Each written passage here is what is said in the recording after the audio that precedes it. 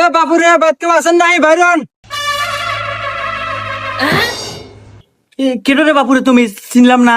Uncle, আপনি তো মুরব্বী মানুষ, আপনি আমাকে চিনবেন না। আমি একটা প্রাইভেট কোম্পানি থেকে আসছিলাম। হ্যাঁ, কোম্পানি? এ গাদা সোহেল, এ তার তোর একটা চেয়ার নেই, এ দেখ কোম্পানির লোক আছে, বসবে দে। এ বাবা জিয়া, দিতে বুঝতেছে। স্যার বসেন।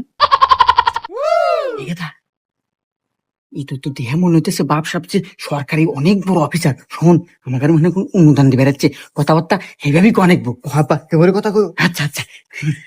আচ্ছা আঙ্কেল, আপনার বাসায় ফ্যামিলি মেম্বার কয়জন? স্যার, আমার আমার কিচ্ছু নাই স্যার, চরাত কোনো জমি জমা নাই। আর এই বাড়িটাও এই দাদার আমল থেকে পূর্বপুরুষের, আমার কিচ্ছু নাই। কিচ্ছু নাই?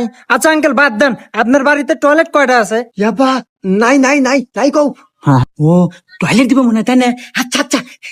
স্যার, আমার বাড়ির টয়লেট নাই স্যার, আগার মোটেও নাই, আমরা কোনে কি